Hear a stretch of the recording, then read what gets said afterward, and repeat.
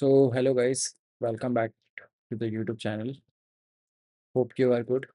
तो आज से अपन लोग स्टार्ट कर रहे हैं NISM रिसर्च एनालिस्ट का certification course which is freely available for on my YouTube channel. ठीक है। तो बेसिकली आज अपन लोग ना चैप्टर 1 करते हैं, जो कि बेसिकली जो NISM के ऑफिशियल फ्री स्टडी मटेरियल्स होते हैं उससे ही कुछ इंसाइट्स हैं, साथ में मेरा पर्सनल एक्सपीरियंस। और मैं ये पूरी कोशिश करूँगा कि आपको from chapter 1 till the end of the research analyst certification में जितने चैप्टर्स हैं उसको मैं आपको ठीक से पूरा दिमाग लगा के समझा सकूं। बिकॉज मेरा मेन जो मोटिव हो वो सिर्फ सर्टिफिकेट नहीं है, it's along certificate plus skills. क्योंकि at the end of the day जब आप इंटरव्यू क्रैक करने जाओगे तो आपकी स्किल्स मैटर करेंगी। सर्टिफिकेट आपकी एंट्री के लिए काम आ सकता है, लेकिन अगर आपको क्रैक करना है कोई interview, that the only skills will be helpful, right. So आज हम लोग स्टार्ट करते हैं चैप्टर 1। तो ये जो चैप्टर 1 का मैंने एक पीडीएफ टाइप का बनाया है, मैं अपलोड कर दूंगा। बट उसमें ज़्यादा इतना है नहीं जितना मैं पर्सनली आपको बताऊंगा, राइट। तो अपन लोग स्टार्ट करते हैं। तो बेसिकली जो इंट्रोडक्शन पहला जो है, इट्स बेसिकली इंट्रोडक्शन बताते हैं कि जॉब कैसी है। मतलब अगर आपकी एक रिसर्च एनालिस्ट कोई कंपनी में सपोज करिए जीरो धाम में आपकी जॉब लगती है एज अ रिसर्च एनालिस्ट, या फिर मोतीलाल ओसवाल में लगती है, या फिर अरिहंत कैपिटल्स में लगती है। एक इक्विटी रिसर्च एनालिस्ट क्या होता है, हाउ इट वर्क्स, क्या क्या चीज़ें देखता है वो एक इक्विटी एनालिस्ट, राइट। तो बेसिकली अपन लोग देखते हैं। एंड सो बेसिकली जो एग्ज़ाम वेटेज है ये 1 to 2 मार्क्स का आता है, यानी कि आप मान सकते हो कि एक क्वेश्चन आएगा। और बता दूंगा वो एक क्वेश्चन कहाँ से आएगा। मोस्ट इंपॉर्टेंट टॉपिक एक क्वेश्चन, या मोर और लेस अगर आपकी किस्मत अच्छी रही, बिकॉज इट्स द इजीएस्ट, देखिए सबसे आसान टॉपिक है ये 2 क्वेश्चन आ सकते हैं आपके। Do like do like okay, 1 second. Do like, share and subscribe to this channel. Okay. So basically हम लोग स्टार्ट करते हैं। तो पहले अपन को ये समझना पड़ेगा किस रोल के लिए प्रिपेयर कर रहे हैं। वही अपना एक रिसर्च एनालिस्ट के लिए, equity research analyst. Basically research analyst का मतलब कोई भी फील्ड में एक रिसर्च होती है ऑलरेडी। अगर आप सिंपली एक अपने घर का एग्जांपल भी लोगे तो आपकी मम्मी रिसर्च करती है ना कि आज कौन से किस्म का तेल अपन यूज़ करेंगे, कुकिंग ऑयल कौन सा यूज़ करेंगे, लाइक फॉर्च्यून का यूज़ करेंगे कि पतंजलि का यूज़ करेंगे, लाइक। तो ये भी एक रिसर्च ही है। So particularly research analyst from the NISM, that is National Institute for Securities Market, वो बेसिकली इक्विटीज में डील करता है, राइट। तो रिसर्च एनालिस्ट आपका हर फील्ड में हो सकता है, but we are particularly dealing with Indian stock market, right. तो हम लोग सबसे पहले, अच्छा सब लोग बिफोर स्टार्टिंग मैं सबसे ये जानना चाहता हूँ कि आप कमेंट सेक्शन में मेरे को बस एक चीज़ बताएं, ठीक है, कि आप कौन से इलेक्ट्रॉनिक डिवाइस से देख रहे हो। अब इलेक्ट्रॉनिक डिवाइस एक ब्रॉड कैटेगरी है, ठीक है। अब इसके अंदर आप 3-4 चीज़ों में देख सकते हैं। सबसे फेमस है मोबाइल, ठीक है। सेकंड है टैबलेट, ओके। और तीसरा है लैपटॉप। अब मैं आपसे पूछूं कि अगर आप मोबाइल से देख रहे हैं तो जो आपके पास मोबाइल है, सपोज करो आपके पास सैमसंग है, या आईफोन है, या XYZ ओप्पो है, या आपके पास शॉमी है, ठीक है? ये कौन सा आपके पास मोबाइल है? तो आप पूछोगे कि मेरे पास सैमसंग है, मेरे पास आईफोन है। अब मैं आपसे ये पूछता हूँ कि आपने iPhone, Samsung, Xiaomi, Oppo, Realme ये फ़ोन क्यों यूज़ किया है? Why you have purchased this phone? तो आपका सिंपल आंसर्स व्हाई परचेज़ क्यों रहेगा? पहला रहेगा अपना कि इट वाज़ योर बजट, कि मेरा बजट 20,000 तक का था या 10,000 तक का था, उसमें सबसे अच्छा फ़ोन है, ठीक है? या फिर मुझे उसके फीचर्स बहुत अच्छे लगे। फीचर्स जैसे उसका कैमरा बहुत अच्छा है, ठीक है? या फिर अपन बोल सकते हैं उसकी डिस्प्ले बहुत अच्छी है। डिस्प्ले लाइक सैमसंग की डिस्प्लेज़ बेस्ट इन द मार्केट होती है, तो उसमें एमोलेड है। या फिर और अच्छी एलटीपीओ डिस्प्ले है, पीओ ये एलटीपीओ डिस्प्ले है, या फिर एमोलेड है। तो ये आपने वेरिफ़िके अपना वो कर दिया, क्या कहते हैं, आपने कैटेगराइज़ेशन कर दिया या फिर आप उसकी बैटरी पे लोगे कि भाई हाँ, बैटरी मुझे बहुत यूज़ की है, मैं बहुत ट्रैवल करता हूँ। तो therefore I will take battery consideration, इसलिए मैंने ये वाला फ़ोन लिया है। या फिर एक्स-वाई-ज़ेड रीज़न कि नेटवर्क्स बहुत अच्छे हैं। आपने देखा होगा आजकल फ़ोन्स में बैंड्स बताने लगे हैं कि सैमसंग हैव द लार्जेस्ट, मतलब बहुत अच्छे बैंड्स हैं, नंबर ऑफ बैंड्स जो 5G बैंड्स हैं, वो बहुत अच्छे हैं। अब ये भी एक क्राइटेरिया होगी कि 5G है, 4G है, 4G तो ऑलमोस्ट बंद ही हो गया है। लेकिन कुछ लोग जैसे सपोज़ करो आईफ़ोन 11 यूज़ कर रहे हैं, आईफ़ोन 10 यूज़ कर रहे हैं, तो उस टाइम पे उनने यूज़ करने के लिए उस टाइम पे वो बेस्ट सेगमेंट था 4G का, है ना? तो ये अपना एक कैटेगरी हो गया। तो बेसिकली आप मुझे कमेंट सेक्शन में बताना कि which device you are using, आपने वो डिवाइस क्यों लिया है, ठीक है? सेम अपन जब एक मोबाइल फ़ोन लेते हैं, मोबाइल फ़ोन परचेज़ करते हैं, तो मोबाइल फ़ोन अपन लोग बेसिकली अपन मोबाइल फ़ोन को ही कंसीडर करेंगे क्योंकि आजकल वही चल रहा है ना? मोबाइल फ़ोन अच्छे से समझ में आ जाएगा क्योंकि इट्स अ जेन ज़ी और it's a blessing for our generation कि मोबाइल फ़ोन हम लोग यूज़ कर पा रहे हैं विदाउट एनी हेजिटेशन और विदाउट एनी रिस्ट्रिक्शंस, ठीक है? तो मोबाइल फ़ोन का एग्ज़ाम्पल्स लेते हैं अपन लोग कि अपन मोबाइल फ़ोन को बिफ़ोर बाइंग क्या करते हैं, सिलेक्शन करते हैं हमें कौन से ब्रांड का लेना है, सिलेक्शन करते हैं, ठीक है? प्राइस डिसाइड करते हैं कि प्राइस किस प्राइस पे लेना है, ब्रांड डिसाइड करते हैं कि सैमसंग, आईफ़ोन, अ, ठीक है, बैटरी लाइफ जैसे मैंने बताया था, कैमरा हो गया, ठीक है?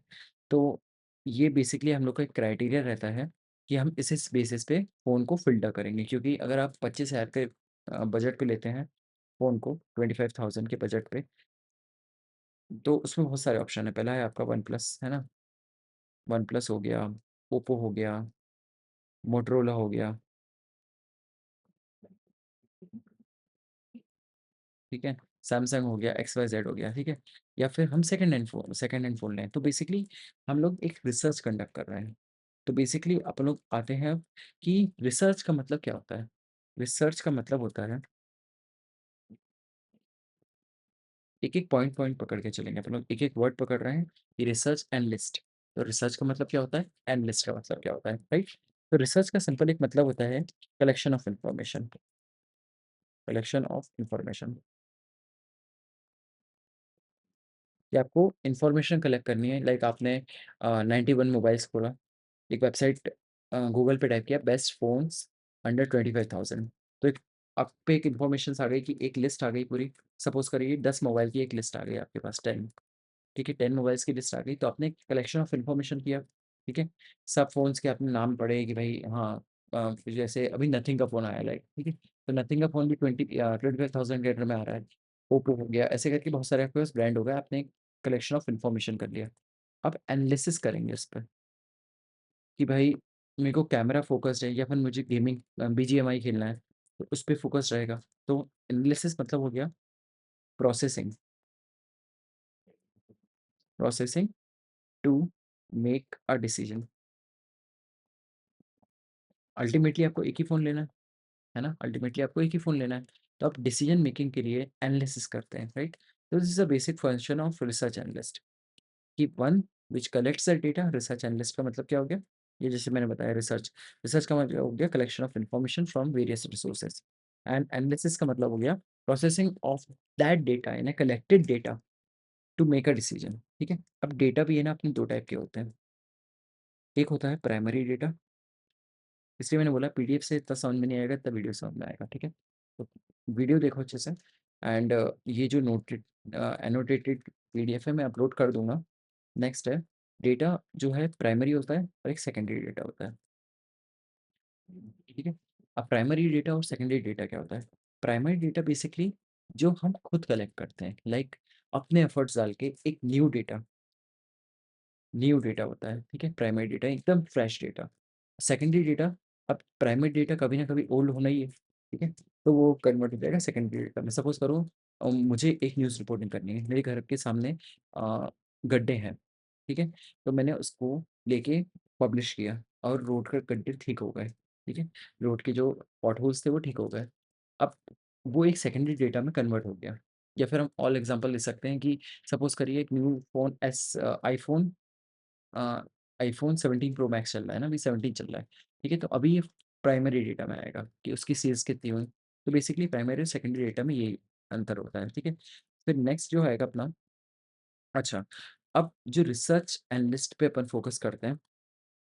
रिसर्च एनालिस्ट समझ में आ गया ना? कलेक्शन ऑफ डेटा करेंगे पहले, कलेक्शन ऑफ इंफॉर्मेशन करेंगे, कलेक्शन ऑफ इंफॉर्मेशन, फिर इंफॉर्मेशन से प्लस एनालिसिस यानी कि डिसीजन मेकिंग, प्रोसेसिंग बोल सकते हैं अपन लोग, processing of data plus processing of data. अब प्रोसेसिंग कर लिए तो उसके बाद क्या करेंगे? For decision making. So this is the work of data analyst. I'm sorry. This is the work of research analyst. Data analyst भी बोल सकते हो तुम, but हम we will stick to our certification course, that is research analyst. So this is the work of a research analyst: collection of information, processing of data, and thus making a decision. This is the work of research analyst. अब जो research analyst होता है, अब आप कभी भी देखोगे कि अभी आईफोन जो एप्पल्स का रिसेंट आई गेस जुलाई की रिलीज आई है, जुलाई की न्यूज़ आई है कि वो बोल रहे हैं कि हम अपने एप्पल्स अब जो मॉडल्स आएंगे यानी फ्रॉम 18 आईफोन 18 या मैकबुक की कोई सीरीज या आईपैड की सीरीज है, हम उसको ऑटोमेटिकली उसका प्राइस इंक्रीज करेंगे। क्यों करेंगे? क्योंकि सेमीकंडक्टर्स चिप जो है वो इंक्रीज हो रही है, ठीक है, उनके प्राइस हो रहे हैं इंक्रीज, तो इसलिए हम अपने प्राइस इंक्रीज करेंगे। तो बेसिकली अगर आप नेक्स्ट टाइम आईफ़ोन 18 लेने जाते हैं, अगर आप अपग्रेड करना चाह रहे हैं आईफ़ोन 18 में, तो ऑटोमैटिकली आपको ज़्यादा प्राइस पे करना पड़ेगा एज़ कम्पेयर टू आईफ़ोन 17 जो कम प्राइस में लॉन्च हुआ था। So basically same goes with the research analyst. तो रिसर्च एनालिस्ट में जो सोर्सेज़ ऑफ इन्फॉर्मेशन होती हैं कि वो क्या सोर्स इन्फॉर्मेशन से उसको इम्पैक्ट करेगा डिसीजन मेकिंग को, तो उसको बोलते हैं अपन को सोर्स ऑफ इन्फॉर्मेशंस। तो पहला जो आता है इकोनॉमिक्स। इकोनॉमिक्स में सबसे पहले आप देखेंगे कि RBI, reserve bank of India, हर साल हर फाइनेंशियल ईयर्स में अपना रेपो रेट इंट्रोड्यूस करता है कि रेपो रेट क्या है। रेपो रेट का मतलब क्या होता है कि वो बैंकों को यानी कि आरबीआई, ठीक है, आरबीआई के अंडर में सपोज कर बहुत सारी बैंक है ना, एसबीआई हो गई, एचडीएफसी हो गई, ठीक है, और आईसीआईसीआई हो गई, ठीक है। अब ये आरबीआई के नीचे ये सारी बैंक्स हो गई। अब बैंक्स के नीचे अपन लोग पीपल लोग होते हैं यानी कि अपन लोग, अपन जब लोन लेने जाते हैं तो उसको कहते हैं रेपो रेट, ठीक है, कि इतने रेट पे होगा। और जब बैंक लेने जाती है कि आरबीआई के पास कि लोगों ने पैसा निकाल दिया है और मेरे को चाहिए पैसा, तो इसको कहेंगे रिवर्स रेपो रेट। मैं इसको अच्छे से एक्सप्लेन कर दूंगा बाकी, ठीक है। तो बेसिकली इकोनॉमिक कंडीशंस जो होती हैं, इकोनॉमिक इन्फॉर्मेशन जो होती हैं, वो इम्पैक्ट करेंगी डिसीजन मेकिंग प्रोसेस में, ठीक है। तो गवर्नमेंट स्टैटिस्टिक्स, अब गवर्नमेंट स्टैटिस्टिक्स क्या होती है? एक ऑर्गेनाइजेशन है, national strategical organisation, NSO, national strategical organisation, ठीक है। तो बेसिकली टाइम टाइम पे आपकी स्टैटिस्टिक्स डेटा रिलीज करता है। आरबीआई भी रिलीज करता है। आरबीआई क्या? सेंट्रल बैंक ऑफ इंडिया, ठीक है। जैसा फेडरल बैंक होता है, ठीक है, यूएस में। ऐसे करके ग्लोबल फैक्टर्स, अब ग्लोबल फैक्टर्स में क्या आ जाएगा? देखिए, लेट्स चूज ऑरेंज, ठीक है। ग्लोबल फैक्टर्स में क्या क्या आएगा? सबसे पहले आएगा आईएमएफ, इंटरनेशनल मॉनेटरी फंड, ठीक है, एशियन डेवलपमेंट बैंक्स, ठीक है, फिर वर्ल्ड बैंक हो गई। ऐसे करके फाइनेंशियल इंस्टीट्यूशंस हैं जो वर्ल्ड में, that's is creating an impact on the decision making, कैसा स्टॉक मार्केट अप होगा कि डाउन होगा। सपोज करो वर्ल्ड बैंक ने इंडिया को लोन दिया, तो ऑब्वियसली लोन दिया है तो कुछ शॉर्ट टर्म के लिए तो दिया नहीं है, इट्स फॉर 50 ईयर्स, 100 ईयर्स, ठीक है। तो बेसिकली अपने पास पैसा आ गया तो हम लोग इन्वेस्ट करेंगे कंस्ट्रक्शन ऑफ रोड्स वगैरह में, कंस्ट्रक्शन ऑफ ब्रिजेस में, एजुकेशन इंप्रूव करने में, राइट। तो जैसे पाकिस्तान का जो वर्ल्ड बैंक की हंसी उड़ती है पाकिस्तान की, तो बेसिकली यही फैक्टर्स हैं, ठीक है। अब इंडस्ट्री स्पेसिफिक, अब देखो इंडस्ट्री स्पेसिफिक क्या होता है बेसिकली। इंडस्ट्रीज जो होती हैं अपने इंडिया में, इंडस्ट्रीज जो होती हैं अपने इंडिया में 8 टाइप की इंडस्ट्री सेट होते हैं। पहले पे आएगा सीमेंट इंडस्ट्रीज हो गई, ठीक है।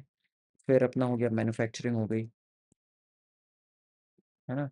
कोर इंडस्ट्रीज जो होती हैं ठीक है, आयरन एंड स्टील, ऐसे करके टोटल 8 इंडस्ट्रीज़ हैं टोटल, जो इम्पैक्ट करती हैं इंडस्ट्री स्पेसिफिक आपकी डिसीजन मेकिंग को, ठीक है? सेल है, स्टील अथॉरिटी ऑफ इंडिया, ठीक है? नेशनल एल्यूमीनियम, हिंदुस्तान कॉपर, ऐसे करके ये कोर सेक्टर्स में आती हैं, कोर कंपनीज़ हैं ये बेसिकली।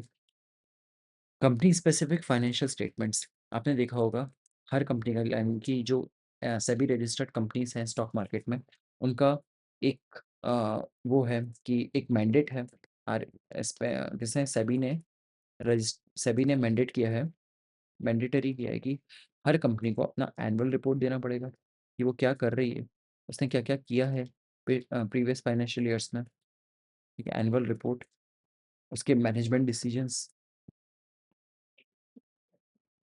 ओके, ठीक है? और बैलेंस शीट, कितना प्रॉफिट हुआ, कितना लॉस हुआ, कितने असेट्स हैं उसके पास, ये सब शो होते हैं, ठीक है? तो बेसिकली एनुअल रिपोर्ट्स हो गया, ठीक है? अब नेक्स्ट अपन लोग देखते हैं फैक्टर्स कौन-कौन से अफेक्ट कर सकते हैं अपन को। फैक्टर्स 2 टाइप के होते हैं, 2 types of factors are there. पहला है क्वालिटेटिव, क्वालिटेटिव और दूसरा है क्वांटिटेटिव, ओके? अच्छा बहुत हो गया है हम लोग के इधर, ओके। सो क्वालिटेटिव यानी क्वालिटी, क्वालिटी में आ जाएगा वर्क एथिक्स आ जाएगी आपकी, ऑपरेशंस, बिजनेस प्लान, यानी आपने सपोज करो अभी जो रिसेंट कल परसों की न्यूज़ है, महिंद्रा एंड महिंद्रा, एम का एक स्टॉक है, उनने बेसिकली प्लान किया है कि हम ईवी का प्लांट डालेंगे, ईवी प्लांट लगाएंगे इंडिया में। महिंद्रा महिंद्रा की गाड़ियाँ आती हैं, एक्सयूवी हो गई, ठीक है, टीयूवी हो गई, तो उनने अपना सोचा है कि वो प्लांट डालेंगे, that will comes under the qualitative, ठीक है? और क्वांटिटेटिव जो होता है बेसिकली, क्वांट मतलब मैथमेटिक्स, सिंपल आसान शब्दों में मैथमेटिक्स, या फिर बोले नंबर्स जहाँ भी इंक्लूड हो गए, नंबर्स जहाँ भी इंक्लूड हो गए आपके, that will comes under the quantitative, ठीक है? क्वांटिटेटिव एप्टीट्यूड सुना होगा, है ना? तो क्वांटिटेटिव मतलब मैथमेटिक्स, सिंपल। तो आउटपुट इससे, यानी कि क्वालिटेटिव फैक्टर्स अब कौन-कौन से अपने को चीज़ें डिसीजन मेकिंग में हेल्प करेंगी। सपोज़ करो मैंने आपको बोल दिया कि आप मुझे रिलायंस के बारे में, मैं आपके पास आता हूँ, ठीक है? Suppose I am a person, ठीक है? मैं आपका क्लाइंट हूँ, मैं आपके पास आता हूँ कि मुझे 10 इयर्स के पीरियड पे मुझे एक स्टॉक बताओ, जो मुझे अच्छा रिटर्न दे और मेरा मनी एटलीस्ट सिक्योर रहे और एक प्रोग्रेसिव रिटर्न दे, ठीक है? तो मैं आपको ये बोलता हूँ, आप आपके पास आके कि आप मुझे एक स्टॉक रिकमेंड कर दो। आपने मेरे को एक स्टॉक रिकमेंड कौन-सा किया? आपने मेरे को रिलायंस कर दिया, ठीक है? रिलायंस स्टॉक मेरे को रिकमेंड कर दिया। अब सपोज़ करो कल के कल जामनगर की फैक्ट्री गुजरात की, या फिर 1 साल बाद या 2 साल बाद, 3 साल बाद जामनगर गुजरात की फैक्ट्री बंद हो जाती है, ठीक है? रिलायंस का सबसे ज़्यादा शेयर जो होता है रिलायंस इंडस्ट्रीज़ का वहीं से आता है, ठीक है? अब वो बंद हो जाती है। तो अब मैं आपके पास फिर से आया और मैंने बोला, यार मुझे बताओ कि ये जो आपने मुझे स्टॉक दिया है रिलायंस का, इसको मैं होल्ड कर लूँ या सेल करूँ? तो आपको एक डिसीजन मेकिंग करनी पड़ेगी। तो आप क्या बोलोगे कि रुको भाई, अभी होल्ड मत करो, सेल मत करो, कुछ मत करो, मैं तुमको पहले एनालिसिस करने दो। क्योंकि मेरे पास डेटा जो है 1 3 साल पुराना है, यानी सेकेंडरी डेटा है। मैं प्राइमरी डेटा कलेक्ट करूँगा, उसके बारे में आपको उसके बाद आपको बताऊँगा कि इसको होल्ड करना चाहिए या सेल करना चाहिए, ठीक है? और अगर इसको अगर आप सीरियसली टेक ऑफ करते हो, तो बेसिकली आप सुबह-सुबह मॉर्निंग का एक एनालिसिस देखा करो। मॉर्निंग का एनालिसिस आता है अप्रॉक्स आई गेस सीएनसी में आता है ना? सीएनबी एक न्यूज़ चैनल है, उसमें वो सुबह अप्रॉक्स जब मार्केट खुलता है अप्रॉक्स 9:30 से लेके 3:30 के तक वो बताते हैं कि कौन-सा होल्ड करना चाहिए। वो बेसिकली रिसर्च एनालिस्ट ही होते हैं, आरए ही होते हैं, ठीक है? So basically all these points we have discussed, यानी कि ग्लोबल इकोनॉमिक्स हो गई, यानी कि सिंपल आप याद रखो पेस्टल, ये एमबीए का कांसेप्ट है बट मैं तुम्हें बता रहा हूँ। पेस्टल क्या होता है बेसिकली? पी फॉर होता है पॉलिटिकल। कौन-कौन सी पॉलिटिकल चेंजेस आए? सपोज़ करो जो 2014 में हुआ था, जब एकदम शिफ्ट ऑफ बीजेपी आया था, है ना? शिफ्ट ऑफ बीजेपी सरकार आई थी। फिर 2019 में फिर से आई थी, अब की बार मोदी सरकार, ठीक है? 2014 में हो गया बीजेपी, 2019 में हो गया बीजेपी, अब की बार मोदी सरकार। तो एक कॉन्फिडेंस रहा था इन्वेस्टर्स में कि इस बार भी बीजेपी आएगी। फिर 2024 में क्या था, अब की बार 400 पार। तो फिर से एक इन्वेस्टर्स को कॉन्फिडेंस आया कि हाँ, अब फिर से बीजेपी आएगी। दैट्स अ पॉलिटिकल क्राइसिस, और आप देखोगे उस टाइम पे कि स्टॉक मार्केट आइदर बहुत ऊपर गया है या आइदर बहुत डाउन गया है, राइट? तो बिकॉज़ ऑफ पॉलिटिक्स, ठीक है? फिर नेक्स्ट है एनवायरमेंटल।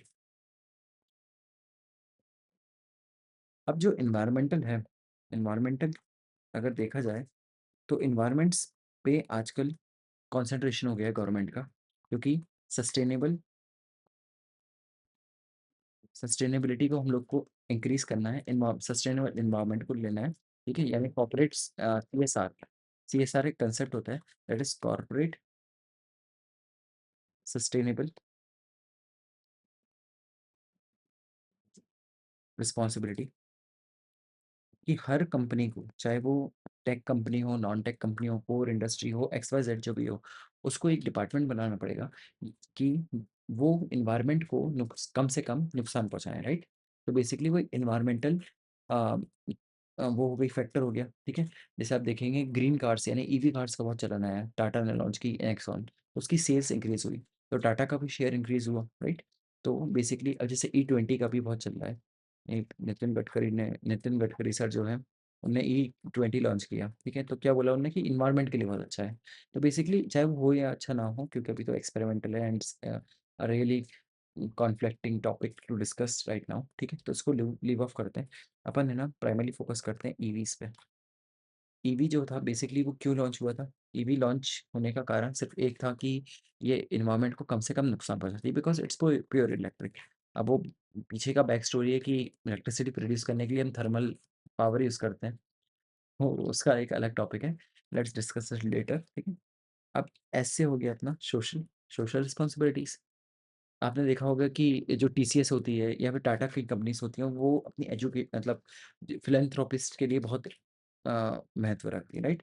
फिर आ गया अपना टेक्नोलॉजिकल। अब टेक्नोलॉजिकल चेंजेस क्या हो गए? अब आपने देखा होगा एकदम से एआई का बूम आया है, तो एआई वाली कंपनी, सारी कंपनीज एआई पे शिफ्ट हो रही हैं, विप्रो, टीसीएस, परसिस्टेंस और आईकल सर्विसेज। तो बेसिकली टेक्नोलॉजिकल शिफ्ट हुआ। ठीक है, फिर एल से हो गया लीगल। लीगल क्या हो गया कि भाई कोई कंपनी सपोज करिए, अभी रिसेंट में आया था बैंक ऑफ बड़ौदा का। बैंक ऑफ बड़ौदा बेसिकली उनने अपना 1 TB ऑफ डेटा लीक कर दिया, तो it's a legal case, right. तो उसका शेयर आपने देखा होगा अभी, आप देखना एक हफ्ते पहले बैंक ऑफ बड़ौदा का शेयर अप्रॉक्स 180 के आसपास ट्रेड कर रहा था। तो इट्स और अभी शिफ्ट होते हुए 167 हो गया है लास्ट जो ट्रेडेड प्राइस है। सो बेसिकली ये एक लीगल एंटिटी हो गई। फिर नेक्स्ट जो है अपना, फिर नेक्स्ट है, अब देखो अपन डेफिनेशन कर लेते हैं रिसर्च एनालिस्ट का मतलब क्या होता है। रिसर्च एनालिस्ट सिंपल एक व्यक्ति है, सिंपल एक व्यक्ति है। देखो मैं बुकिश लैंग्वेज पे कर रहा हूँ, उसको अच्छे से समझाऊंगा फिर आपको। ठीक है, रिसर्च एनालिस्ट, रिसर्च एनालिस्ट एक बंदा है या एक बंदी है। रिसर्च एनालिस्ट एक बंदा है, एक बंदी है, ठीक है, जो कि consideration engage in the businesses providing the research services including part time research. ये हो गया बुकिश लैंग्वेज। रिसर्च एनालिस्ट का मतलब सिंपल होता है कि आप डेटा कलेक्ट करोगे पर्टिकुलर इंडस्ट्री पे, चाहो तो पूरी मतलब 5,000 कंपनीज लिस्टेड है उस पर भी कर सकते हो एनालिसिस, लेकिन उसका कोई मतलब नहीं है, इट्स टोटल अभी वो बस कंसेप्ट। ठीक है, तो आप पर्टिकुलर आपने सपोज किया आप बन गए आईटी के रिसर्च एनालिस्ट, तो आईटी के जितने स्टॉक्स होंगे आप उन पर रिसर्च कंडक्ट करोगे। ठीक है, आपने किया फार्मास, फार्मा की कंपनी ले ली, फार्मा में कौन सी कंपनी ले ली? सन फार्मा ले ली, टोरेंट फार्मा ले लिया, ठीक है, या डॉक्टर रेड्डी ले लिया।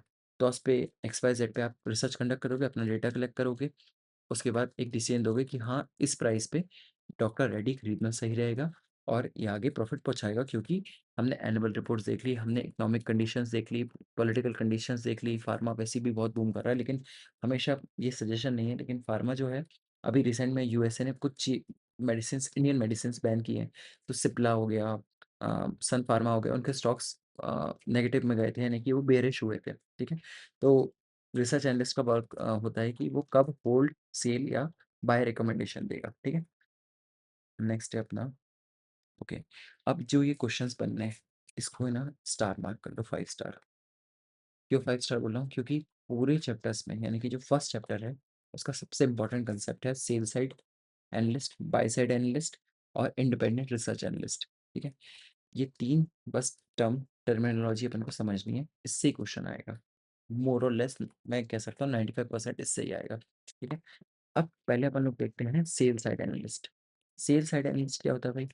सेल साइड एनालिस्ट बेसिकली एक रिपोर्ट पब्लिश करता है पब्लिक डोमेन में, हमेशा याद रखना पब्लिक डोमेन में। सेल वाला, सेल्स होता है किससे? अपन पब्लिक से डीलिंग करते हैं, इसलिए पब्लिक डोमेन में रिसर्च रिपोर्ट पब्लिश करेगा किसके बारे में पब्लिश करेगा? इंडस्ट्रीज के बारे में, कंपनीज के बारे में, ठीक है। और specific recommendation of BHS। BHS is what? Buy sell hold, simple, buy hold sell, ठीक है। बाय BSH भी हो सकते हो, BHS भी हो सकते हो, जैसा भी साउंड अच्छा लगे वैसा करना है, ठीक है। अब नेक्स्ट अपन देखते हैं कि ओके, ये बेसिकली क्या करते हैं, जो इन्वेस्टमेंट बैंकर्स होते हैं, IB का जब सबसे हाईएस्ट पेइंग जो जॉब होती है IB की, इन्वेस्टमेंट बैंकर, उनको ये अपना इनपुट्स प्रोवाइड करते हैं कि हमने ऐसा ऐसा डेटा कलेक्ट किया है, we have research about this company and it's a company good to go, या हम इसको बेचेंगे ब्रोकर्स या एडवाइजरी सर्विसेज, यानी कि म्यूचुअल फंड्स, यदि डोमेस्टिक इन्वेस्टर्स को बेच सकते हैं, फॉरेन इन्वेस्टर्स को बेच सकते हैं। तो पब्लिक रिपोर्ट्स होती हैं एंड प्राइस टारगेट्स।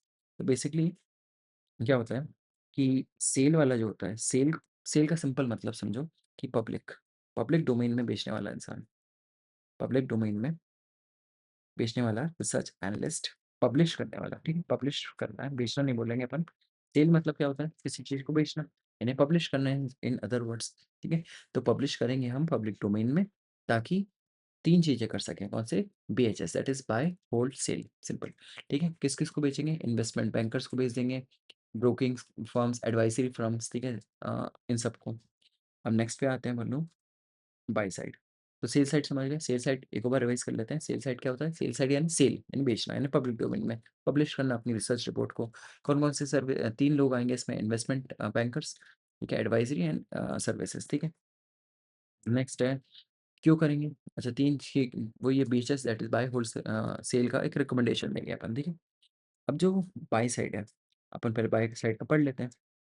जो असेट मैनेजर्स होते हैं, mutual fund, hedge funds, pension funds, alternative investment funds, इन लोग के लिए ऑन देयर ओन अकाउंट्स और on the behalf of clients, आपने सपोज करो निपॉन इंडिया का,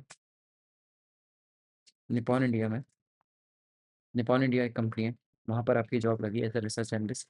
तो आप बाय साइड एनालिस्ट पे लगोगे कि आप अपने क्लाइंट्स के लिए वर्क करोगे। क्लाइंट ने आपको पैसा दिया कि सर मेरे पास ये 1000 रुपये हैं, इसको है ना आप अपने म्यूचुअल फंड में, आपने उसने सेलेक्ट कर लिया लार्ज कैप में। तो लार्ज कैप में कौन से में आ जाएगा? BSC आ जाएगा, ठीक है। टॉप कंपनीज आ जाएंगी, ठीक है। तो लार्ज कैप की कंपनीज जो कि अप्रोक्स 10,000 करोड़, सॉरी 1 लाख करोड़ के आसपास है, ठीक है। ICICI बैंक हो गया, HDFC बैंक्स हो गई, ठीक है। तो बेसिकली SBI हो गया, ठीक है। तो बेसिकली यही है। तो ये एसेट मैनेजमेंट कंपनीज को बाय बाय यानी कि अपने अकाउंट में या फिर on the behalf of clients, ठीक है। तो उसको और अच्छे से एक्सप्लेन कर लेते हैं। तो इनके क्लाइंट्स कौन, इन ये किसके लिए वर्क करेंगे? They will work for either mutual funds, ठीक है। पेंशन फंड्स भी आ सकता है इसमें, है ना, पेंशन फंड्स, ठीक है। इसमें क्या करते हैं ये लोग? अपने अकाउंट से, ओन अकाउंट, या फिर on the behalf of clients, और behalf of clients, right, investment करने, इन्वेस्टमेंट एडवाइस देंगे फॉर देयर ओन कंजप्शन, ठीक है, यूज्ड। और ये जनरली सर्कुलर होते हैं, टॉप फिल्म्स में काम करते हैं ये लोग, टॉप टॉप मैनेजर्स होते हैं, फंड, सॉरी, इन्वेस्टमेंट मैनेजर्स, ठीक है। रिकमेंडेशंस हमेशा 3 ही रहेंगी, बाय, होल्ड, सेल, ठीक है। फिर नेक्स्ट है अपना, अच्छा हाँ, एक और बात है, अपना जो सेल साइड वाला था, सेल साइड रिसर्च एनालिस्ट जो था, वो पब्लिक डोमेन में करता था, लेकिन बाय साइड एनालिस्ट वाले जो होते हैं, बाय साइड एनालिस्ट जो होते हैं, वो कभी भी पब्लिक डोमेन में पब्लिश नहीं करेंगे। उनका एक क्लॉज रहता है वाइल साइनिंग। अगर आप निपॉन इंडिया में जॉब करते हैं तो वो एक आपसे क्लॉज साइन करवाते हैं, एक आपकी तरफ से एक रिस्पॉन्सिबिलिटी जाती है कि आप पब्लिक डोमेन में इसको शेयर नहीं करेंगे रिपोर्ट्स, ठीक है। नेक्स्ट है अपना इंडिपेंडेंट, ओके। तो इंडिपेंडेंट क्या होता है? बेसिकली ये जो होते हैं वो रिसर्च ओरिजिनेटर्स यानी स्टार्टअप सर्विसेज, ये क्या करते हैं कि अपना सब्सक्रिप्शन स्टार्ट कर लेते हैं। यानी कि अगर आप रिसर्च एनालिस्ट का आपका सर्टिफिकेशन मिल गया आपको, ठीक है, आप पास हो गए 90% से, तो आप सब्सक्रिप्शन बेस पे सपोज करो, मेरे को 90% आए रिसर्च एनालिस्ट के सर्टिफिकेशन में, और 90% आ गए। अब मैं अपना एक खुद का रिसर्च दे सकता हूँ रिकमेंड कर सकता हूँ कि बाय, होल्ड, सेल कर सकते हो इस कंपनी को। सपोज़ करो मेरे को एक कंपनी मिली गायत्री प्रोजेक्ट्स, ठीक है? मैंने इस पे अपना डिटेल्ड डिटेल्ड एनालिसिस रन किया, ठीक है? जो-जो मैंने सीखा मैंने उसको उस पे एनालिसिस किया और मैंने ये बताया कि इसमें सबसे ज़्यादा एफआईआईस यानी फॉरेन इन्वेस्टमेंट होल्डिंग्स सबसे ज़्यादा हैं। तो इसको बाय करना चाहिए एट दिस प्राइस। सपोज़ करो ये ट्रेड कर रहा है ₹200 पे। ₹200 इज़ अ जस्टिफाइड प्राइस और मैं आपको आप मेरे क्लाइंट हैं, ठीक है? तो मैंने आपसे बोला कि आप मुझे पर मंथ ₹1000 दो, मैं आपको हर पर मंथ 10 शेयर्स बताऊँगा जो आप बाय करने चाहिए या सेल करने चाहिए या होल्ड करने चाहिए। तो this is basically independent research analyst, ठीक है? इसमें क्लाइंट्स कुछ भी हो सकते हैं। क्लाइंट्स न्यूज़पेपर भी हो सकते हैं, ठीक है? न्यूज़पेपर वाले मीडिया भी हो सकता है। मीडिया सीएनबी जैसे मैंने बताया आपको, सीएनबी आवाज़ भी आती है उसकी एक। क्लाइंट्स कौन है? इन्वेस्टर भी हो सकते हैं, इंस्टीट्यूशंस भी हो सकते हैं, इन्वेस्टमेंट बैंकर, स्टॉक एक्सचेंजेस सब हो सकते हैं, ठीक है? तो बेसिकली यही है। Next we will deal with अच्छा हाँ, चलो नटशेल की बात कर लेते हैं। बहुत अच्छा लाइन मैंने ऐड की थी। ठीक, तो research analyst is a selector. अब सपोज़ करो विराट कोहली है, ठीक है? विराट कोहली सर थे या एमएस धोनी सर थे या फिर रोहित शर्मा थे, ठीक है? ये सब ग्रेट क्रिकेटर्स कैसे बने? क्योंकि उनके पीछे जो उनको सेलेक्ट ही किया है, सेलेक्टर्स ने सेलेक्ट किया है कि हाँ यार, ये हमारी टीम में इंडियन इंटरनेशनल टीम में खेलने चाहिए, इंडियन क्रिकेट टीम में खेलने चाहिए। इंडियन क्रिकेट टीम में ये लोग होने चाहिए ताकि हम जीत सकें, ठीक है?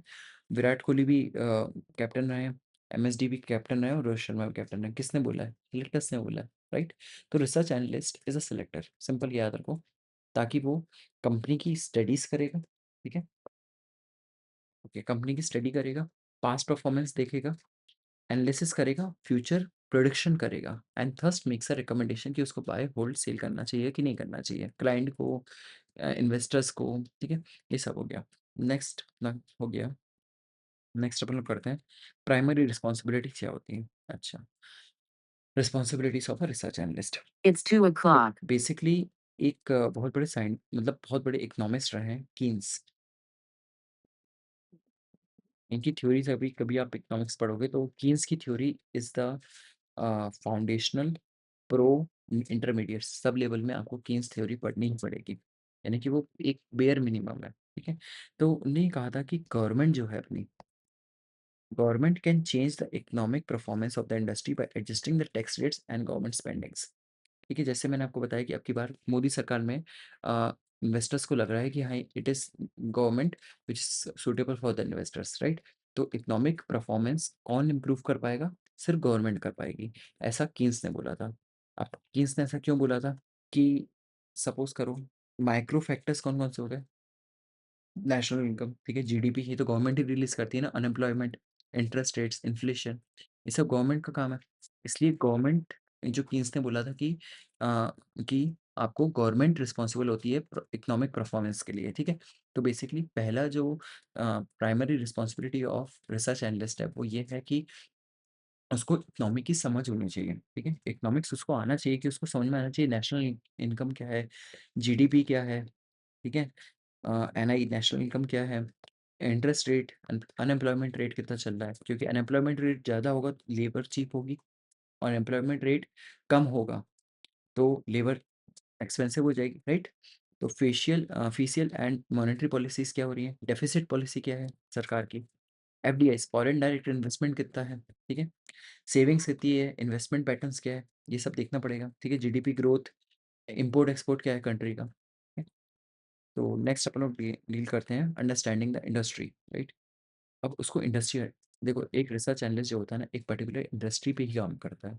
सपोज करो मैंने आपको बोल दिया कि यार 5 शहर कंपनी है, 8 कोर सेक्टर हैं और अपन लोग ना सब पे करेंगे, ऐसा नहीं होगा, क्योंकि आप इतना आपको वर्कलोड हो जाएगा, आपको समझ में नहीं आएगा मैं क्या एडवाइस दूँ। तो बेसिकली सपोज करो मैंने एक कंपनी पकड़ ली पावर की, पावर का एक इंडस्ट्री पकड़ ली। अब पावर के अंडर में रिलायंस पावर भी आ जाएगी, ठीक है? अडानी पावर भी आ जाएगी, ठीक है? और सेंट्रल पावर, सेंट्रल जो सी होती हैं वो भी आ जाएगा, ठीक है? तो बेसिकली उसमें क्या चैलेंजेस आ रहे हैं? तो रिसेंट चैलेंजेस ये था कि कई जगह पे एनजीटी यानी नेशनल ग्रीन ट्रिब्यूनल ने बोला था कि अब डैम्स जो हैं नए डैम्स नहीं बन सकते, तो thermal power sorry hydro electric power नहीं आ सकती, ठीक है। कोल बर्निंग पे लिमिटेड कर दिया कि भाई इससे पॉल्यूशन हो रहा है कोल से, इसलिए अब कोल कम जलेगी, तो इनडायरेक्टली कोल की प्रोडक्शन, कोल जलेगा कम तो इलेक्ट्रिसिटी कम प्रोड्यूस होगी, राइट। अपॉर्चुनिटीज़ क्या क्या है, ऐसा नहीं है कि भाई सब चैलेंजेस ही हैं, अपॉर्चुनिटीज़ भी हैं कि अगर हमें सस्ता, अगर कहीं हमें इलेक्शन जीतना है तो फ्री इलेक्ट्रिसिटी देंगे, तो अपॉर्चुनिटी है। ग्रोथ कैसे कर सकते हैं हम और क्या-क्या, इलेक्ट्रिसिटी यानी कि अगर अडानी और रिलायंस या फिर पावर्स की और कंपनीज़ हैं, एक वारी एनर्जीज़ भी है, वारे एनर्जीज़, उन्होंने एक कांसेप्ट लाए कि हम सोलार पैनल लाएँगे। तभी तो मोदी जी ने एक योजना यूज़ की थी सोलार अ, एनर्जी को बूस्ट करने के लिए, ठीक है? तो बेसिकली ये एक पावर हो गया, यानी इंडस्ट्री स्पेसिफिक। अब फार्मा का है, फार्मा के चैलेंजेस क्या हैं कि उनको चीप मेडिसिन्स देनी है फॉर इंडियंस, ठीक है? अपॉर्चुनिटीज़ क्या है, आप यूएस मार्केट टारगेट करेंगे, लेकिन उसमें भी चैलेंज आ जाएगा कि आपको यूएस के नॉर्म्स फॉलो करने पड़ेंगे, ठीक है। ग्रोथ ड्राइवर्स क्या है कि और जैसे कोविड काल में एक रेमडेसिविर नाम की एक मेडिसिन थी, वो डिस्कवर हुई, तो उसको एक ग्रोथ, यानी कि वो एक दवा ही अप्रॉक्स 1000 वगैरह की आती थी, ठीक है। तो इट वाज अ ग्रोथ, ठीक है, ग्रोथ ड्राइवर। देखो सिंपल है, रिसर्च एनालिस्ट में आप इमोशनल नहीं जगह है आपकी, ठीक है। आप सोच रहे हैं कि यार नहीं यार, मेडिसिन तो हमें सस्ते में देनी चाहिए, हम सस्ते में लो। इमोशनल फाइनेंस में काम नहीं करता आपके, ठीक है। यू हैव टू इमोशनल बिल्कुल काम नहीं करेगा आपके। मैं डीप में नहीं जाऊँगा। बाकी कंज़्यूमर बिहेवियर, तो कंज़्यूमर बिहेवियर भी बहुत डिपेंड करता है। जैसे ज़ूडियो है, ट्रेंड है, ठीक है, और वेस्ट साइड है। ये ट्रेंड तो आई गेस रिलायंस का है, तो अपन इन दोनों पे फ़ोकस करते हैं। ज़ूडियो है और वेस्ट साइड है। अब आपको ही मालूम है Zudio is for budget friendly options, और वेस्ट साइड जो है इट्स मिडल, ठीक है, मिडल रेंज में आता है। ज़ोडियो चीप आ जाता है, ₹100 की चप्पल आ जाती है, अब वेस्ट साइड पे जाओगे वही ₹700 की हो जाएगी, है ना? तो बेसिकली कंज्यूमर बिहेवियर स्टडी करना है कि वो ज़ोडियो जा रहा है ज़्यादा कि वो वेस्ट साइड जा रहा है ज़्यादा, ठीक है? यानी कि आपके मेन कस्टमर्स कौन है? कि एक बजट कस्टमर्स हैं या आपके थोड़े अपर बजट वाले हैं, right? Sensitivity of demand to price change. Suppose करो आज मैंने एक टी-शर्ट बनानी है मेरे को, ठीक है? चलो ये अरे यार ये टी-शर्ट बनी है, टी-शर्ट ठीक है। देखो सपोज़ करो मेरे को एक बिस्कुट का डब्बा बनाना है, बिस्कुट पैकेट बनाना है, ठीक है? मैं दे रहा हूँ पार्ले जी का स्ट्रैटेजी लेते हैं अपन लोग, तो पार्ले जी सिंपल। पार्ले जी ने क्या किया कि भाई इंडियंस का माइंड बहुत तेज़ है और वो ₹2 का बिस्कुट ही चाहते हैं। ₹2 में पहले 5 2 अरे यार ये सही में ना कभी-कभी बहुत परेशान करता है ये। अब ये कहाँ चला गया? अब बाय साइड अपन ने डील कर ही लिया था ना, राइट? हुँ, तो देखो पार्ले जी का अपन लोग एग्ज़ाम्पल ले रहे थे कि पार्ले जी बहुत स्मार्ट है। पार्ले जी कैसे स्मार्ट है? उनने क्या किया, पार्ले जी का कांसेप्ट है कि ₹2 में वो पहले 5 बिस्कुट देते थे, तो प्राइस सेंस डिमांड बढ़ गई, ठीक है? लेकिन अब उन्होंने देखा कि यार इंडियंस बहुत चालू हैं, तो हम ₹2 में क्यों ना 4 बिस्कुट दें, तो उनको पर 5 पैकेट पे तो फ़ायदा ही हो रहा है। तो basically we have to study the sensitivity of demand to price change, right? Next is competition and operating factors. अब कॉम्पिटिशन देखना, अपन किसका एग्जांपल लें? फार्मा का ही ले लेते हैं। देखो फार्मा मेरी फेवरेट इंडस्ट्री है, इसलिए I take the example of pharma, ठीक है, एवरी टाइम। फार्मा में देखो पहला है टोरेंट फार्मा, ठीक है, सिप्ला एंड सन फार्मा, ठीक है, ये अपन 3 केसेस ले लिया। अभी एक दूसरे के कॉम्पिटिशन है ना, सिप्ला को एक कॉन्ट्रैक्ट मिला तो वो इसमें सब बिड करेंगे। सिप्ला एक सपोज़ करो एक टेंडर ओपन हुआ कि हमें 1 लाख मेडिसिन चाहिए, 1 लाख पैरासिटामॉल चाहिए।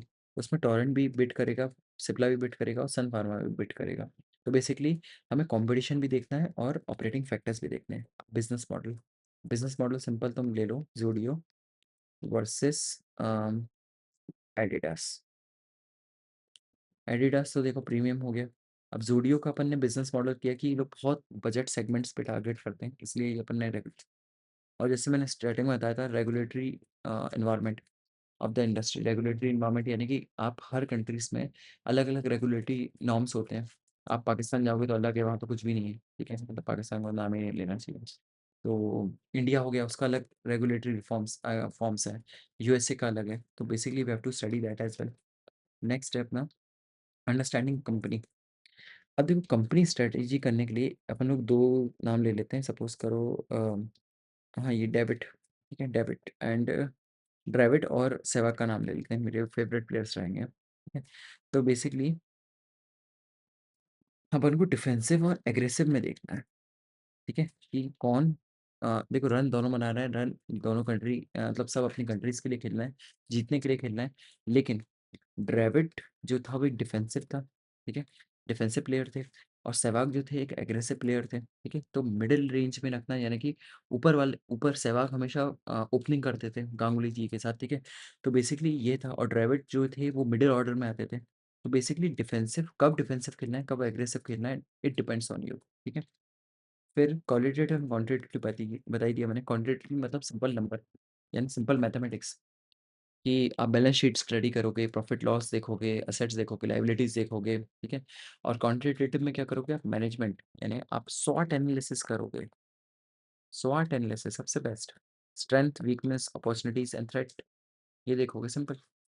बिज़नेस मॉडल स्टडी करोगे, ठीक है? नेक्स्ट है बेसिक प्रिंसिपल्स अपन देखते हैं कि सपोज़ करो अपन को है ना बेसिक प्रिंसिपल क्या होने चाहिए कंपनीज़ के साथ। अगर सपोज़ करो अपने को रिसर्च एनालिस्ट बन गए तो अपन कैसे क्लाइंट के साथ मीट करेंगे, कैसे कंपनी के बारे में जानेंगे और तो उसके लिए बेसिक प्रिंसिपल्स हैं। पहला principle, first principle pre meeting. अब जे सपोज़ करो मैंने आपको किसने आपको आपको सॉरी मुकेश अंबानी जी ने टाइम दे दिया कि हाँ, आओ मिस्टर यश, ठीक है? मैं रिसर्च एनालिस्ट हूँ, ठीक है? आरए यश, मुकेश अंबानी ने मुझे टाइम दिया कि research analyst Yash, you can research on my company Reliance. And tell me the pros and cons. तो ऐसा तो है नहीं कि यार मैं जाऊँगा उनके साथ फ़ोटो-वोटो खिंचवा लूँगा। वो तो अपना अपॉर्च्युनिटी मिस करने का होगा ना। तो पहले क्या करूँगा मैं, रिलायंस के बारे में पूरा जानूँगा। क्या है रिलायंस? What is Reliance? कब स्टार्ट हुई? कैसी वो प्रोडक्ट्स बनाती है? क्या इंडस्ट्री है? क्या कॉम्पिटिशन्स है उसके? ठीक है? अगर वो रिलायंस सपोज़ करो नायरा पेट्रोल पंप, ठीक है? नायरा ही है आई गेस इसका। जो इसका पेट्रोल है चलो पेट्रोल पी लेते हैं एग्ज़ाम्पल, ठीक है? पेट्रोलियम प्रोडक्ट्स हैं। और इसका कॉम्पिटिशन है बीपीसीएल हो गया, आईओसीएल हो गया, ठीक है? कॉम्पिटिशन्स हो गए। तुम्हें पहले को पता तो होना चाहिए ना क्या रिलायंस प्रोडक्ट क्या बनाती है, क्या इंडस्ट्रीज़ है, क्या कॉम्पिटिटर्स हैं उसके, क्या फाइनेंशियल इन्फॉर्मेशंस है अपने पास। हम उसके एनुअल रिपोर्ट्स पढ़ेंगे रिलायंस की पहले, कि मैनेजमेंट के डिसीजंस क्या है, मैनेजमेंट का आउटलुक क्या है अपनी कंपनी को लेके। ऐसा तो नहीं वो कुछ ज़्यादा ही ग्लोरीफाई करके दिखा रहे हैं कंपनी को और कंपनी एक्चुअल है नहीं, right? So basically pre meeting research में हम ये सब एनालिसिस करेंगे कि हम अपने साइड पे ऑफलाइन में यानी कि मैं अपने हिसाब से क्या-क्या कर सकता हूँ, क्या-क्या कंपनी जो पब्लिक डोमेन में इन्फॉर्मेशन अवेलेबल है, उसपे कैसे मैं और इनसाइट्स निकाल सकता हूँ और क्वेश्चन्स बना सकता हूँ, क्वेश्चनरीज़ डेवलप कर सकता हूँ, right? This is known as the pre-meeting research. Next is basically what principle is to that is independence and neutrality of view. ऐसा नहीं यार भाई मुझे रिलायंस बहुत अच्छी लगती है या मुझे अडानी जी जॉब दे रहे हैं, तो मैं अडानी पावर पे बहुत अच्छी रिपोर्ट लिख दूँ और रिलायंस मेरे को जॉब नहीं दे रही है या मेरे को अच्छा पे नहीं कर रही है, तो मैं रिलायंस पावर पे खराब रिव्यू दे दूँगा अपना। तो इट विल इम्पैक्ट मेरे एथिक्स, ठीक है? या फिर मुझे फर्दर कहीं बुलाया ही नहीं जाएगा। ये लास्ट कंपनी होगी एनालिसिस के लिए, राइट? तो बेसिकली एक अनबायस्ड ओपिनियन देना है अपन को। As a research analyst, you have to give an unbiased and independent review of a company, ठीक है? ऐसा नहीं है कि सिर्फ फैक्चुअल इन्फॉर्मेशन पे डिपेंड करना है कि वो कंपनी कर क्या रही है एक्चुअली। आप सपोज़ करो आप रिलायंस इंडस्ट्री रिलायंस पावर अच्छा काम कर रही है as compare to Adani power. तो ये मुझे अपनी रिपोर्ट में लिखना पड़ेगा क्योंकि मैं इंडिपेंडेंटली एक अनबायस्ड ओपिनियन दे रहा हूँ इन दोनों कंपनी के बारे में। That will impact that will impact the investors, the mutual funds, क्या बोल सकते हैं और क्लाइंट्स मेरे इम्पैक्ट होंगे, है ना? तो basically we have to stick to the factual information ना कि पर्सनल इंक्लिनेशन नहीं होना चाहिए कि यार मुकेश अंबानी जी बहुत अच्छे हैं या फिर अडानी जी बहुत अच्छे हैं तो उनका अडानी जी सिंगल अलोन मैन है और मुकेश अंबानी जी इनके पापा ऐसे नहीं, पर्सनल नहीं करना है, अपन को फैक्चुअल इन्फॉर्मेशन पे स्टिक रहना है, ठीक है? हुँ। नेक्स्ट अपन लोग डील करते हैं नेटवर्किंग। देखो यार, तुम एमबीए में हो, तुम ग्रेजुएशन में हो, चाहे 12th क्लास के बच्चे हो, नेटवर्किंग तुम्हें भी मालूम है, networking is critically important to get the insight of the company, ठीक है? To get the views from the professionals and experts, ठीक है? अंडरस्टैंड द हार्ट बीट, यानी दिल की धड़कन क्या है। सपोज करो यार, मैं रॉयल एनफील्ड जाता हूँ। रॉयल एनफील्ड पता ही होगा आपको किसके अंडर में आती है। It's comes under the Eicher brand, ठीक है? अब मैं रॉयल एनफील्ड पे जाता हूँ और मेरे कंपटीशन में कौन सी है, जावा है, ठीक है? या फिर होंडा है, ठीक है? अगर मैं इनके एम्प्लॉय से बात करूँगा, तो मुझे एक क्लियर कट आइडिया मिलेगा कि कौन सी बाइक अच्छी है, इसका मेंटेनेंस कम है। सपोज़ करो मेरे को होंडा का बहुत अच्छा रिव्यू मिल गया, लेकिन होंडा की स्टार्टिंग सपोज़ करो 2,40,000 से, और रॉयल एनफील्ड की वहीं पर 1,90,000 से है। तो ऑब्वियसली प्राइस कम होने की वजह से कस्टमर जाएगा। लेकिन अगर इसकी सर्विस नेटवर्क होंडा का बहुत ख़राब है, तो भी आदमी रॉयल एनफील्ड के पास जाएगा, ठीक है? और रॉयल एनफील्ड की आवाज़ बहुत कर रही है, तो आदमी यहाँ शिफ्ट हो जाएगा। तो इट विल डिपेंड, नो? तो we have to check the heart beat of the company, की कंपनी किस चीज़ पे धड़क रही है, राइट? नेक्स्ट अपन डील करते हैं क्लैरिटी ऑफ क्वेश्चन। देखो यार, कोई भी मैनेजमेंट के पास जाओगे, तो उनके पास इतना टाइम नहीं है कि आपकी राम कथा सुनेंगे कि यार मैंने ये कर लिया, मैंने वो कर लिया, मैं यहाँ से पढ़ा हूँ, नहीं। आपको clear cut short answer, short questions होने चाहिए आपके, कि स्पेसिफिक ये है कि आप मुझे अपनी क्वार्टरली सेल्स दिखाइए, ठीक है? कि आपकी क्वार्टरली सेल्स में आपने क्या बदलाव किया। अगर आपकी सेल्स कम है, सेल्स कम जा रही है, तो सेल्स क्यों कम जा रही है, उसको क्यों रेक्टिफाई नहीं कर पा रहे हैं आप? और सेल्स बढ़ रही है, सपोज करो सेल्स बढ़ रही है, लेकिन प्रॉफिट इतना नहीं आ रहा। प्रॉफिट क्यों नहीं आ रहा आपका इतना? कि अगर सेल्स इतनी हाई है आपकी, और प्रॉफिट इतना कम क्यों हो रहा है? प्रॉफिट डिप क्यों हो रहा है? प्रॉफिट डिक्रीज क्यों हो रहा है? तो क्लियर कट क्वेश्चंस होने चाहिए, शॉर्ट क्वेश्चंस, ठीक है? नेक्स्ट है कम्युनिकेशन विद द क्लाइंट। अब यार क्लाइंट को सपोज़ करो, जैसे मैं यूट्यूब वीडियो बना रहा हूँ, तो मैं आपको बड़े-बड़े ख्वाब नहीं दिखाऊँगा कि हाँ, हाँ, आप बस ये रिसर्च एनालिस्ट का एक सर्टिफिकेट कर लो और आपको ना डायरेक्ट गोल्डमैन सैक्स उठा लेगी, नहीं उठाएगी, सिंपल।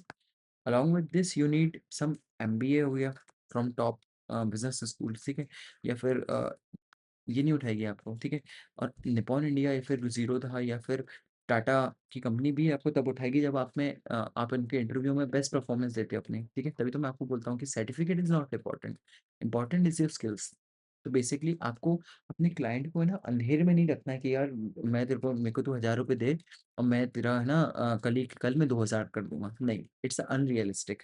आपको भी मालूम है नहीं हो पाएगा, और हो भी पाएगा तो आप ज़्यादा क्लाइंट्स के साथ नहीं कर पाओगे, इट्स जस्ट अ लक। ठीक है? तो बेसिकली एक रियलिस्टिक अप्रोच रखना है अपने को, ठीक है? रिटन जो रिपोर्ट्स अपन राइट कर रहे हैं वो सिंपल, क्लियर और कॉन्साइज़ होनी चाहिए। कॉन्साइज़ बहुत इंपॉर्टेंट है। ऐसा नहीं कि भाई आपने 200 पेज की एक नोवेल ही छाप दी और वो पढ़ते-पढ़ते पहला पन्ना ही भूल जाएगा क्लाइंट। इसलिए मैक्स टू मैक्स जो मैं प्रेफ़र करता हूँ, इट्स अबाउट 5 टू 10 पेजेज़ होनी चाहिए at most. It's not a birth, मतलब ये कहीं लिखा नहीं है, लेकिन 5 टू 10 पेजेज़ पढ़ने में आदमी 1 घंटा 2 घंटा स्पेंड करता है। और वो क्लियर कट पूरी चीज़ों को समझ सकता है आपकी रिसर्च में क्या लिखा हुआ है, राइट? आपने उसमें फाइनेंशियल मॉडल्स डाल दिए, आपने बैलेंस रिपोर्ट डाल दी, आपने इंटरव्यू डाल दिया, ठीक है? अ, आपने एनुअल रिपोर्ट से रेफरेंस दे दिया, तो इट्स ऑल, ठीक है? 200 पेज नहीं लिखने, 100 पेज नहीं लिखने, 50 पेज नहीं लिखने, किसी के पास टाइम नहीं होता कि आपकी रिपोर्ट पढ़ता रहेगा वो। इनफैक्ट जो रिक्रूटर्स होते हैं वो भी एक शॉर्ट एंड कंसाइज वे में देखते हैं इन सब चीज़ रिपोर्ट्स को, ठीक है? अब आपको disclose of conflict of interest, जो रिसर्च एनालिस्ट के पास इन्फॉर्मेशन होती है वो एक लाइक अ इनसाइडर इन्फॉर्मेशन मैन। तो आपको कॉन्फ्लिक्ट ऑफ इंटरेस्ट नहीं रखना है। आपके जो असम्पशन्स है वो क्लियरली लिखो उसपे, ऐसे नहीं यार कि सोच लिया हाँ, हाँ, मैंने ये सोचा है और मैंने यहाँ-यहाँ ऐसे चैट जीपीटी से कर लिया, और ये ऐसा नहीं है। आप अपने असम्पशन्स क्लियरली बताओ कि मेरे असम्पशन्स हैं, मुझे मुझे ऐसा-ऐसा लगता है कि ये सपोज़ करो कौन सी कंपनी लें अपन लोग ले लेते हैं, बीएसई ले लेते हैं, बॉम्बे स्टॉक एक्सचेंज, ठीक है? बॉम्बे स्टॉक एक्सचेंज ले लिया आपने, और सपोज़ करो आपने रिकमेंड प्राइस दिया कि ये 4000 तक जाएगा, आप 3000 पे खरीद लो और इसके 100 शेयर्स ले लो। चलो, है ना? 100 शेयर्स ले लो, तो आपको 1000 इंटू 100, ये अनरियलिस्टिक है, इसमें टैक्स वगैरह भी कटता है, ठीक है? तो ये हो गया आपके 1, 2, 3, 2, ठीक है? तो आपको 1 लाख का प्रॉफ़िट हो जाएगा। तो ये आप क्लियरली असम्पशन अपने लिखो उसमें कंसाइज़ वे में, ठीक है? क्योंकि इतना कोई नहीं पढ़ेगा, नॉर्मल आपको 1-2 लाइन होनी चाहिए एट मोस्ट, ठीक है? तो सिंसियरिटी, ऑनेस्टी, एथिक्स होना चाहिए एक रिसर्च एनालिस्ट में, क्योंकि आप सेबी को रिप्रेज़ेंट कर रहे हो ना। एक सेबी रजिस्टर्ड आपको सर्टिफ़िकेट मिल रहा है with along with the certificate number, जो एक बहुत हाइली वैल्यूड होता है, इसलिए आप ऑनेस्टी, सिंसियरिटी एंड एथिक्स में काम करना चाहिए। नेक्स्ट अपना है इम्पोर्टेंट क्वालिटीज़ क्या है कि आपको नंबर्स में गुड होना चाहिए। देखो ये numbers I think it's quite overrated कि अगर आप मतलब मैथमेटिक्स देखो आपको करना ही पड़ेगा। Stock market is all about numbers right? तो आपको नंबर्स के साथ गुड रहना पड़ेगा। Excel is very important. Excel, Excel, Excel. Okay, Excel की मैं एक सेपरेट वीडियो लेके आऊँगा, ठीक है? उसमें मेरे पास है मैकबुक है, ठीक है? तो बेसिकली कई फीचर्स मैकबुक पे काम नहीं करते हैं, एक्सेल वेब पे काम नहीं करते हैं। So basically we have to मैं इसका एक वीडियो लेके आऊँगा सेपरेट एक्सेल की सीरीज़ लाइक एनआईएसएम के खत्म होने के बाद मैं एक्सेल की सीरीज़ या अपन साइमल्टेनियसली कर लेंगे, ठीक है? क्लैरिटी इन फाइनेंशियल कांसेप्ट्स अब ऐसा नहीं है यार उसने कुछ बता दिया सपोज़ करो उसने नेशनल इनकम बोल दिया, आपको मालूम ही नहीं है नेशनल इनकम क्या होती है, ठीक है? तो ये पता होना चाहिए। अब आपको read and comfortable financial statement पढ़ने अच्छे से आने चाहिए आपको। ऐसा नहीं है कि बैलेंस शीट उसने दी आपको समझ में नहीं आ रही बैलेंस शीट, आप सीए पे लेके जा रहे हो, सीए करेगा, सीए कोई नहीं हेल्प करेगा।